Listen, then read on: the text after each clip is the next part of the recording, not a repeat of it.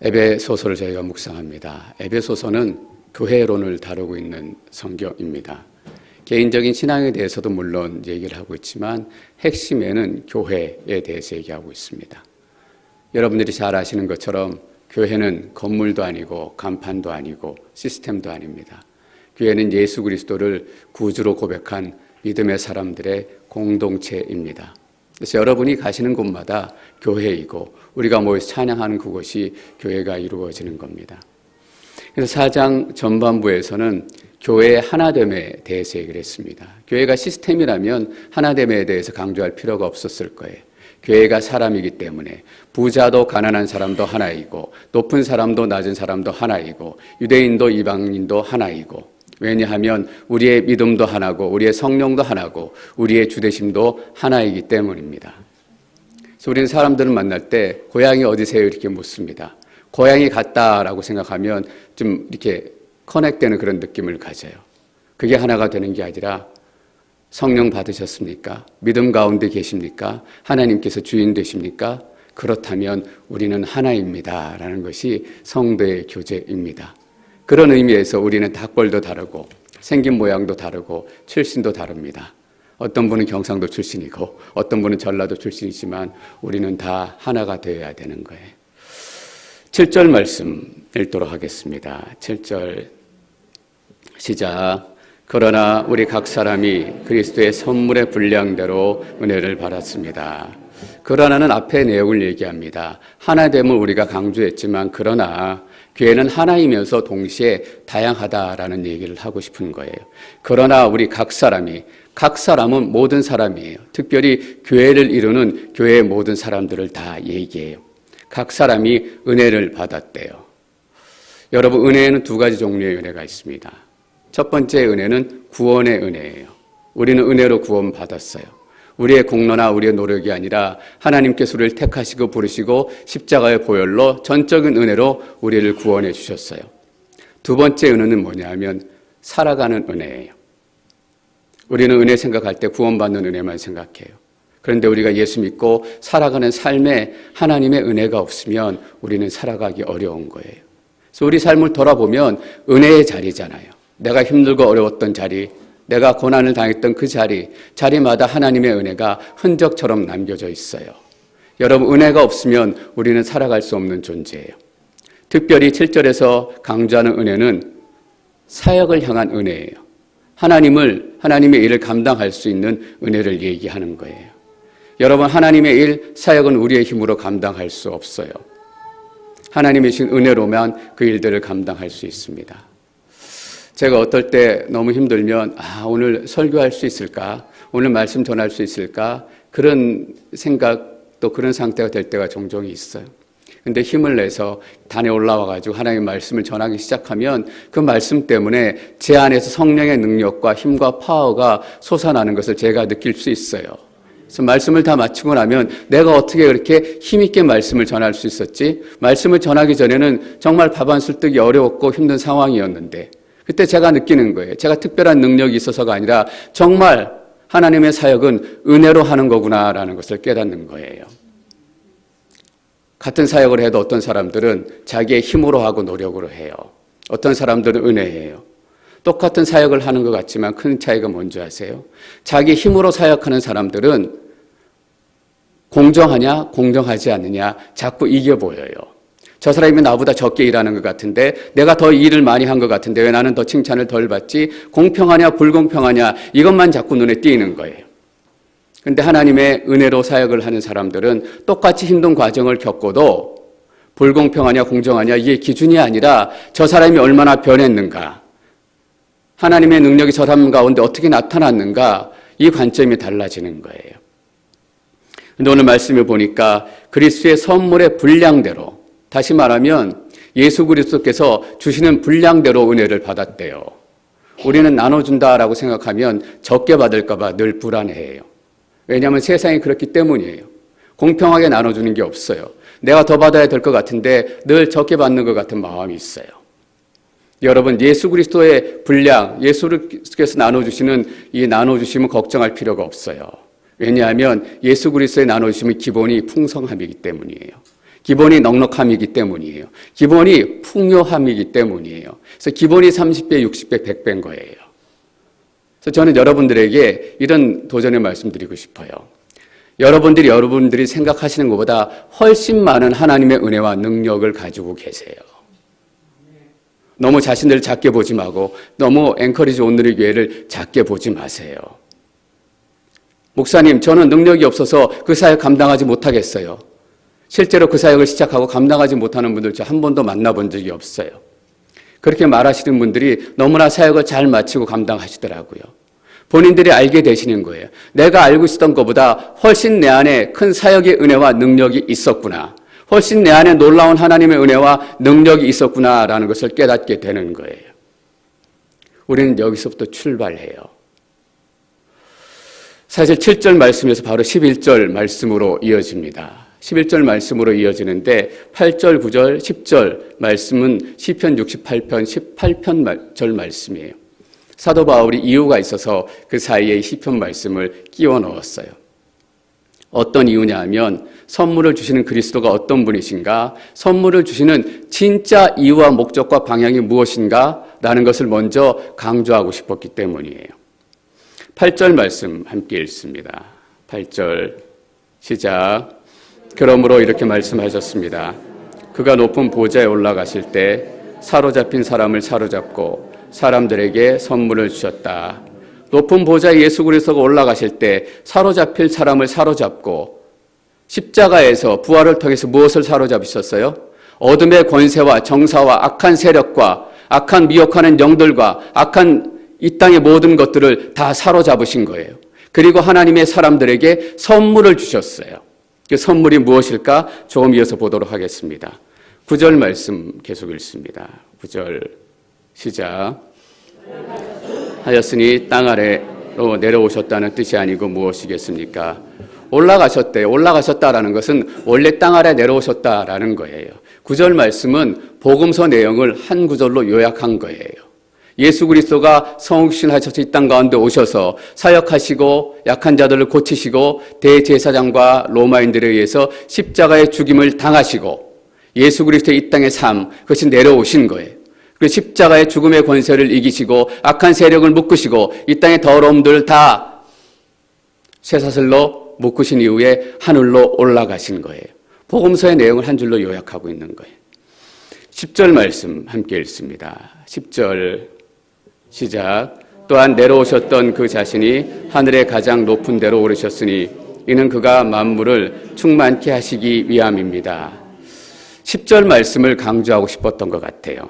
내려오셨던 자신이 하늘의 가장 높은 데, 가장 파워가 있는 것, 가장 능력이 있는 것, 높은 자리로 오르셨는데 오르신 이유가 뭐냐면 그가 만물을 충만케 하시기 위함이었대요. 우린 예수 그리스도가 십자가에 달려서 죽으시고 십자가에서 부활하시고 하늘에 승천하셔서 하나님 오른편에 앉아 계신다라는 것을 생각할 때 우리의 구원을 생각해요. 그 십자가와 부활로 말미암아 우리가 구원을 얻고 우리가 새 생명을 얻고 우리가 하나님의 복을 누리게 되었다라는 것을 생각해요. 근데 여러분 거기서 끝나면 안 돼요. 구원은 절대 그런 것이 아닙니다. 구원의 이 시대의 가장 큰 적이 무엇인지 아세요? 개인주의예요. 구원도 개인주의로 끝나고 교회도 개인주의로 끝나고 섬김도 개인주의로 끝나고 내가 이익이 안 되면 아무것도 하지 않으려고 하는 세상이 이 시대의 영적인 기류예요. 여러분 구원은 분명히 나와 관련된 구원이 맞습니다. 개인적인 구원이 분명히 맞아요. 근데 예수 그리스도의 마음에는 더 큰 계획이 있어요. 뭐냐 하면 그가 만물을 충만케 하신다라는 거예요. 여러분 만물을 충만케 하신다라는 의미가 어떤 의미예요? 예수 그리스도의 손길이 미치지 않는 것이 없다라는 거예요. 다시 말하면 예수 그리스도의 통치가 미치지 않는 것이 우주에 하나도 없다라는 얘기예요. 예수 그리스도도 충만하게 채워지는 것, 예수 그리스도가 통치하게 되는 것. 몇 대 때 알코올 중독으로 어려움을 겪고 있는 그 가정에도 예수 그리스도의 통치가 임하게 될 거예요. 저희가 섬기고 있는 빌리지에서 기도 편지가 왔어요. 한두 주 전에 장례 예배를 집도하셨대요, 선교사님께서. 그런데 죽은 사람이 누구냐면 젊은 청년이에요. 왜 죽었냐 하면 자살이에요. 예수 그리스도께서 충만하게 임하신다라는 것은 그 자살과 마약과 술이 덮고 있는 그 어둠의 땅에도 예수 그리스도의 통치가 임해서 죽음이 떠나가고 자살이 떠나가고 악한 영들이 떠나가게 된다라는 거예요, 여러분. 그래서 예수 그리스도가 충만하다라는 의미예요. 감옥에도 예수 그리스도가 충만하게 되는 거예요. 온갖 악한 데를 지어서 감옥에 들어간 그 죄인들에게도 예수 그리스도의 복음이 들려져서 그들이 새 삶을 만나고 새로운 하나님의 통치를 만나는 것. 저희가 엔젤트리 사역을 합니다. 잘 아시는 것처럼 엔젤트리 사역은 여러 가지 죄를 지어서 감옥에 수감되어 계신 분들, 자녀들을 섬기는 거예요. 본인들이 직접 크리스마스 때나 이럴 때 선물할 수 없으니까 교회나 이런 것들을 통해서 자녀들에게 대신 선물을 전해주고 또 부모의 사랑을 기억할 수 있는 그런 시간을 마련을 하는 거예요. 처음에 어떻게 시작됐나 보니까 1974년경에 알라바마에서 시작이 됐대요. 몇몇 지역교회들이 교도소에 제수자들에게 선물을 성탄절날 주었대요. 근데 제수자들이 선물을 받고 자기들이 그것을 가지고 있는 것이 아니라 자기들 자녀들한테 그 선물을 보냈다라는 거예요. 거기서부터 이렇게 조금씩 시작됐는데 본격적으로 시작된 게 언제냐면 찰스 콜슨이라는 사람이 있더라고요. 이름을 들어서 여러분 잘 모르실 거예요. 어떤 사람이냐면 1970년대 닉슨 대통령이 있을 때 워터게이트 사건 혹시 기억하시는지 모르겠어요. 그때 대통령이 잡혀갔을 때 이 사람이 법률 고문이었기 때문에 같이 돕다가 7개월 정도 감옥살이를 하게 된 거예요. 감옥에 있을 때 하나님을 만나서 회심하게 됐어요. 하나님이 영감을 주셔서 이 사역에 대한 소식을 듣게 돼서 이 사역을 본격적으로 해야 되겠다라는 마음이 들어서 교도소에서 나오자마자 프리즌 펠로우십, 교도소 선교회라는 것을 세워가지고 본격적으로 엔젤트리 사역을 시작하고 감옥에 있는 그 부모들의 자녀를 섬기기 시작한 거예요. 그리스도가 충만하다라는 것은 이런 의미예요.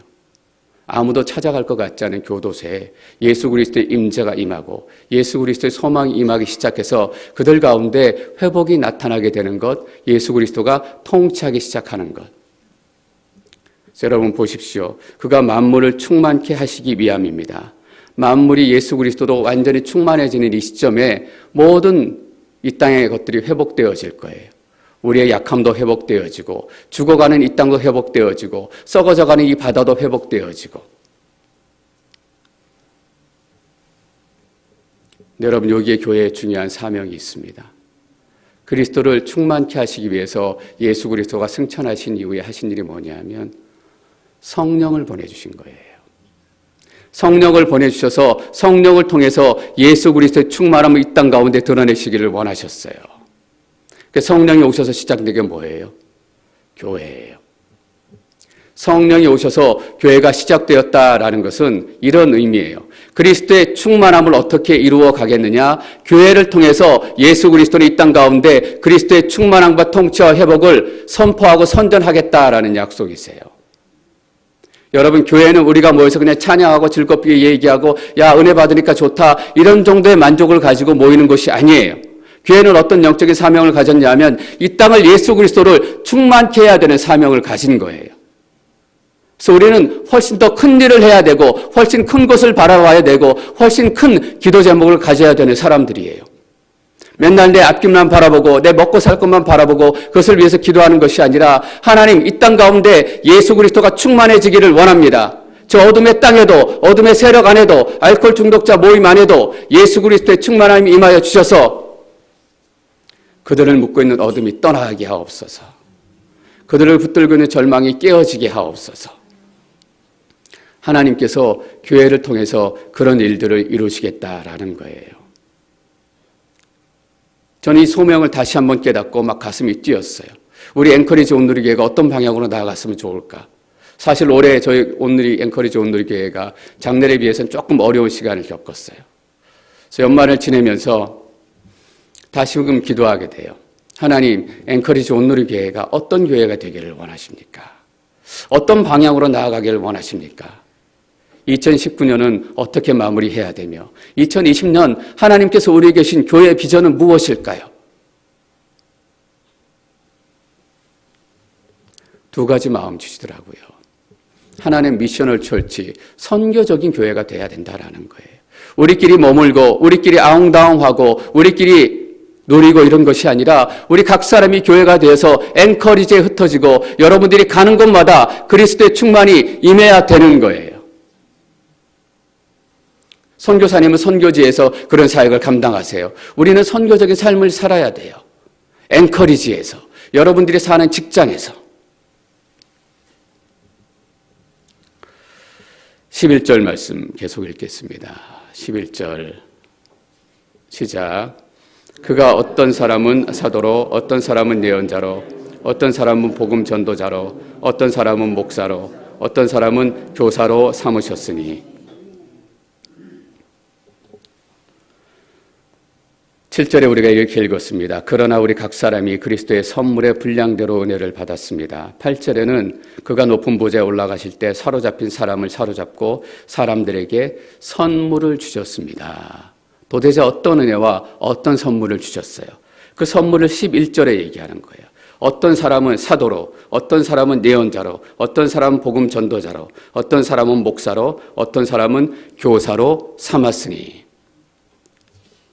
성령께서 주신 선물 뭐예요, 여러분? 그리스도가 주신 선물이 무엇이에요? 교사의 능력, 사도의 능력, 예언자의 능력, 이게 아니에요. 어떤 사람은 예수님께서 그리스도의 충만함을 교회를 통해서 이루시기 위해서 주신 선물이 뭐냐 하면 사람이에요, 여러분. 능력도 아니고 기술도 아니고 파워도 아니고 주신 선물이 뭐냐 하면 여러분 한 사람 한 사람, 사람이라고요. 예수 믿는 사람.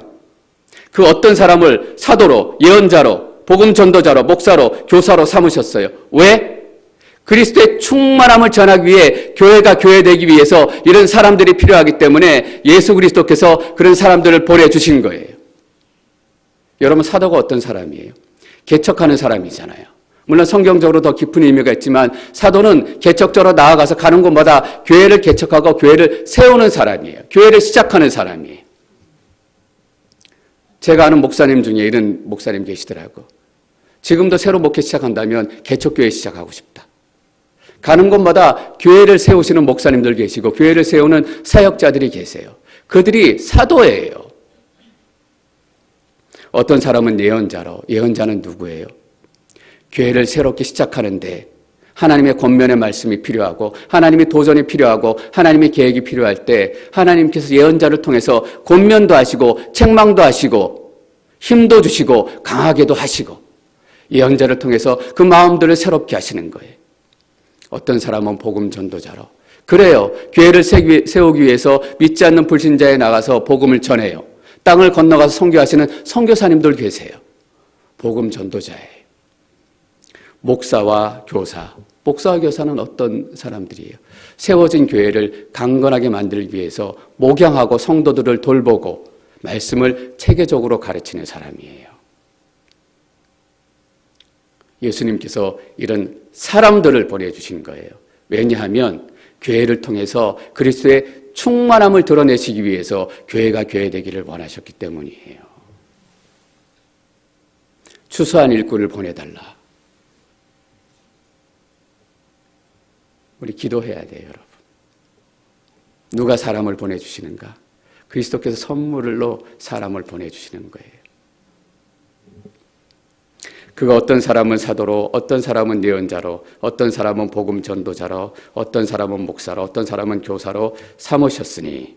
12절 함께 읽습니다. 12절 시작. 이는 성도들을 섬기는 일을 준비하게 하며 그리스도의 몸을 세우려는 것입니다. 금방 설명하잖아요. 교사로 삼으셨고 사람들을 보내셨는데 왜냐하면 성도들을 준비시키는 거예요. 성도들을 훈련하는 거예요. 여러분, 교회는 반드시 성도들이 훈련되어져야 되고 준비되어져야 돼요. 다시 말하면 영적인 성장이 있어야 된다고요. 영적인 체계가 잡혀야 된다라는 거예요. 뒤에 나오면 어린아이 같은 이런 얘기가 나오는데 어린아이가 너무 많아요. 지금 교회 안에는. 3년, 5년, 10년, 20년, 30년 교회 다녔는데 영적으로 보면 여전히 어린아이고 여전히 바라고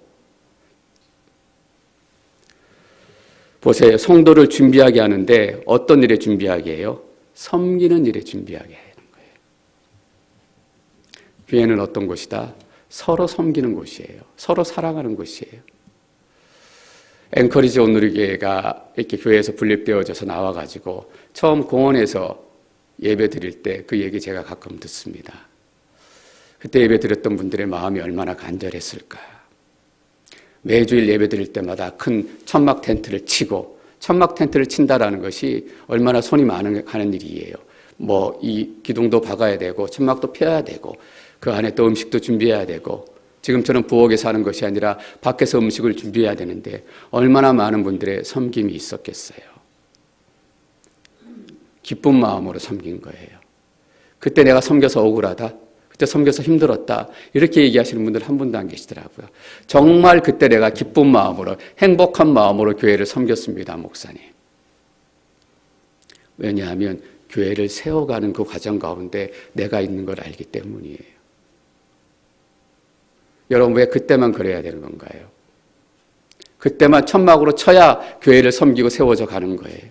하나님께서 멀쩡한 건물을 주셨고 이 안에서 우리는 더 섬기고 더 사랑하고 더 관심을 가져야 한다라고 저는 믿어요. 섬기는 일을 준비시켜서 보세요. 그리스도의 몸을 세우려는 거잖아요. 그리스도의 몸은 뭐예요? 교회예요.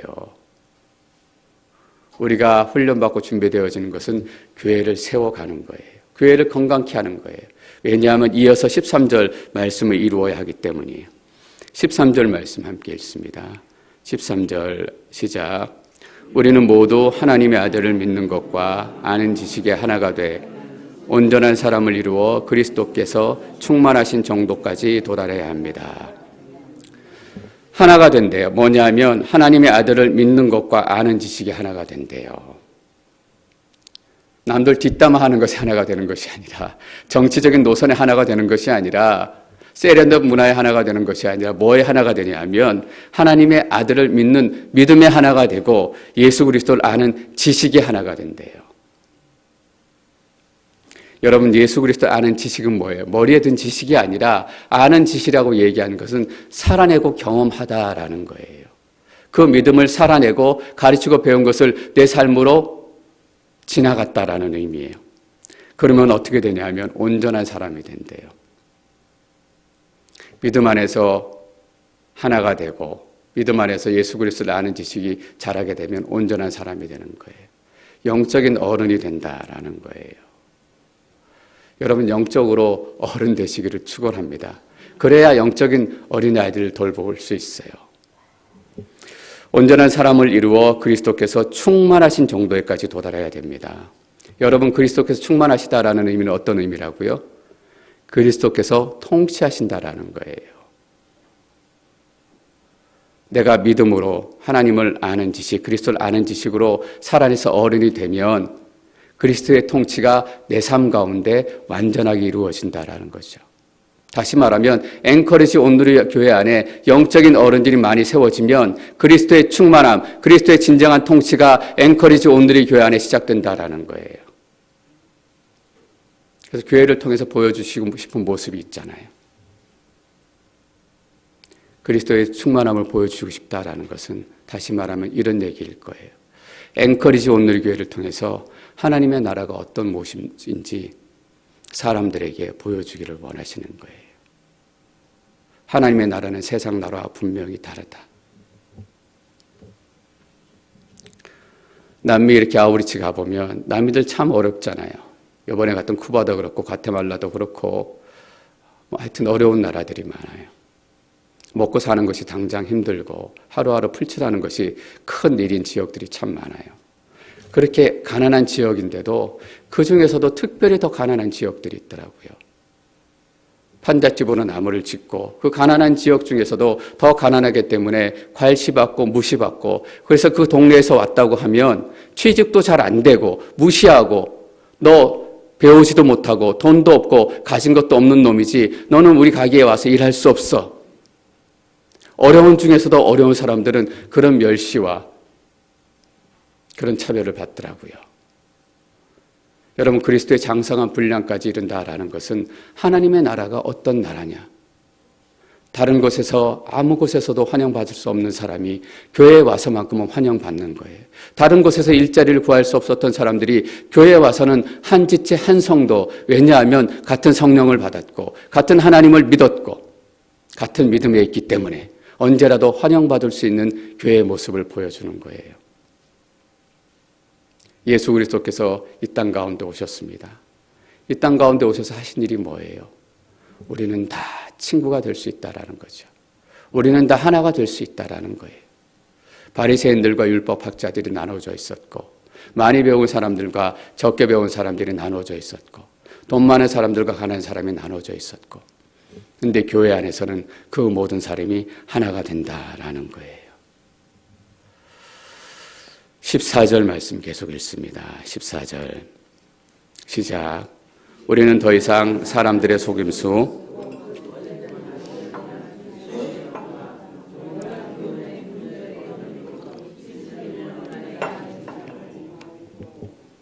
우리가 요한계시록에서 마지막 때에 대해서 배운 게 한 가지 있습니다. 마지막 때는 거짓의 시대, 미혹의 시대라는 거예요. 14절 말씀 보십시오. 속임수, 거짓, 술책. 영적으로 어린아이가 되면 얼마나 속기 쉬운지 모르겠어요. 사도 바울이 에베소에게 편지를 썼잖아요. 에베소 교회. 에베소에서 일어났던 이 사건을 여러분들 기억하실지 모르겠어요. 사도 바울이 에베소에서 복음을 증거하면서 예수 그리스도 하나님 외에는 다 신이 아니다라고 얘기해요. 그러니까 에베소에 아데미 여신상을 팔아서 돈을 짭짤하게 벌던 사람들이 화가 났잖아요. 돈에 손해가 생기기 시작하니까 사람들을 모아가지고 소동을 일으키기 시작해요. 사람들이 소동을 일으키면서 소리지는 외침이 뭐냐면 아데미 여신은 위대하다라고 소리쳐요. 그리고 와서 막 난리를 치다가 그들이 헤어질 때 뭐라고 헤어지는지 소리치는지 또 기억하세요? 똑같은 얘기를 해요. 아데미 여신은 위대하다라고 선포하고 헤어져요. 여러분, 그것이 그들의 인생의 결론이에요. 그런데 영적인 어린아이는 아데미 여신이 진짜 위대한지 알고 쫓아간다고요. 그들이 아데미 여신이 위대하다라는 이유는 뭐예요? 먹고 살만하게 만들어주기 때문이에요. 이 시대에 먹고 살만하게 만들어주는 것은 다 위대한 거예요. 그것이 하나님 원하시는 것이든 하나님이 기뻐하지 않는 것이든 상관없이 먹고 살만하게 만들어주는 것은 다 위대한 것이고 그것을 통해서 우리를 조정해 나가죠. 그리스도의 장성한 분량까지 잘한다라는 것은 분명한 구분을 알 수 있다라는 거예요. 15절, 16절 말씀 계속 읽습니다. 15절 시작. 사랑 가운데 진리를 말하며 범사의 머리 되시는 그리스도에게까지 자라나야 합니다. 그리스도로부터 온몸이 각 마디를 통해 함께 연결되고 결합됩니다. 각 지체가 맡은 분량대로 기능하는 가운데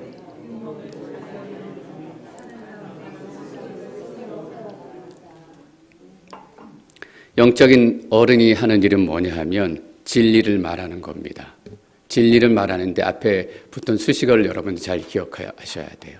사랑 안에서 진리를 말한대요. 교회 안에서 진리 얘기하지 않는 사람이 어디 있어요, 여러분? 다 옳은 얘기하고 다 그럴듯한 얘기예요. 근데 대부분 어떻게 얘기하냐면 화나서 얘기한다라는 것이 문제가 있어요.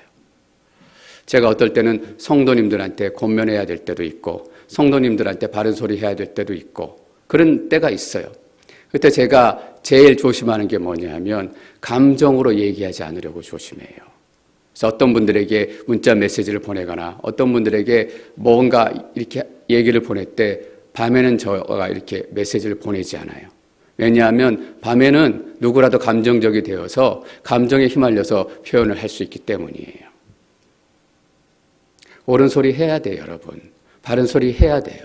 근데 화나서 얘기하면 아무것도 아니에요. 세상 사람들이 하는 거하고 똑같은 거예요. 세상 사람들 다 옳은 얘기하죠.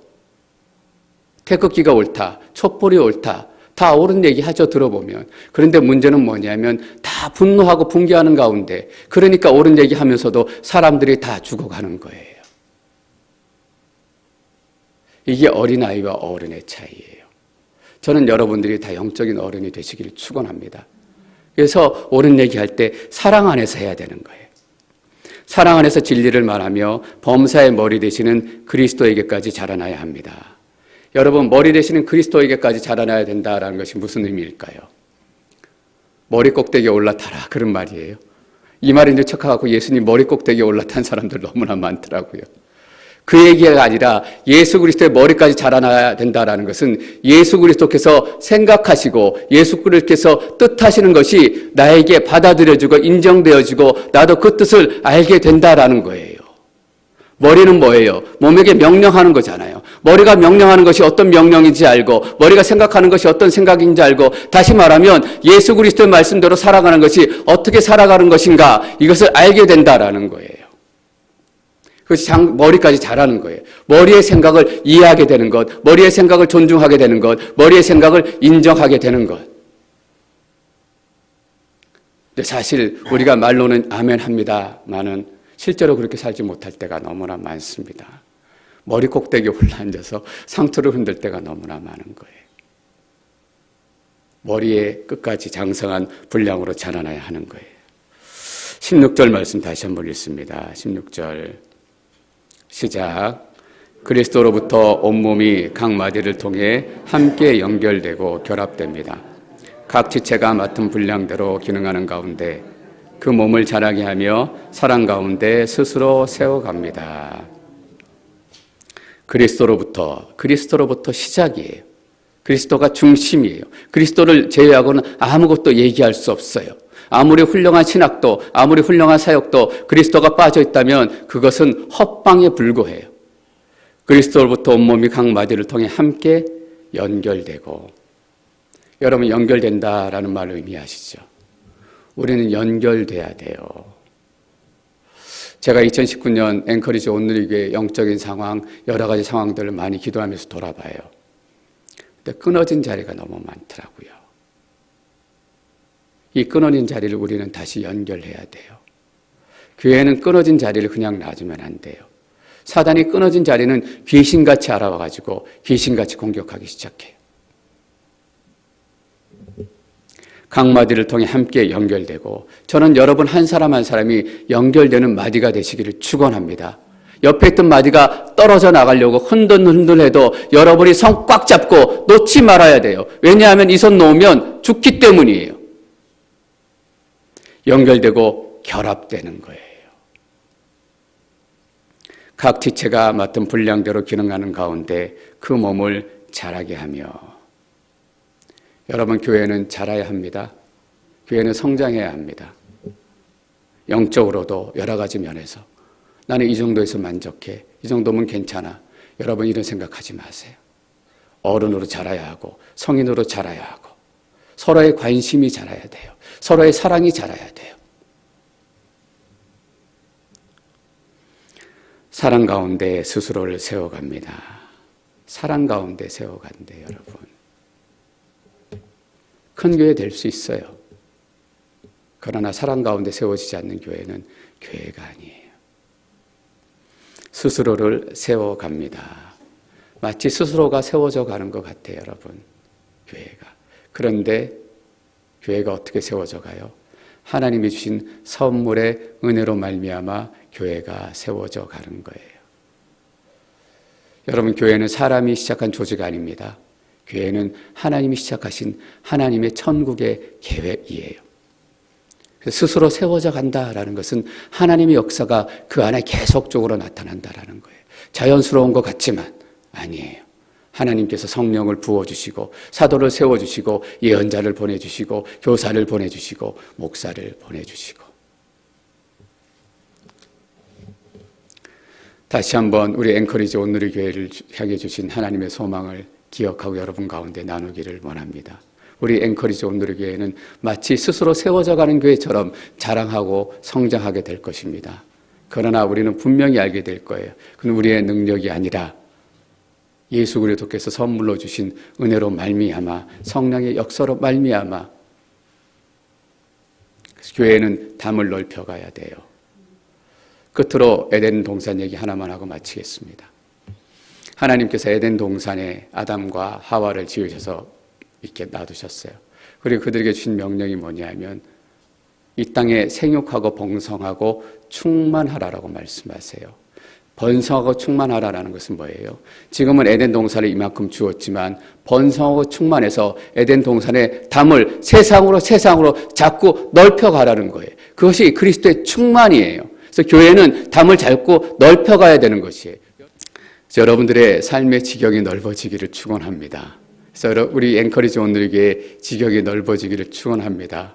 그 하나님의 역사를 기대하고 여러분 계속해서 기도를 부탁드리겠습니다.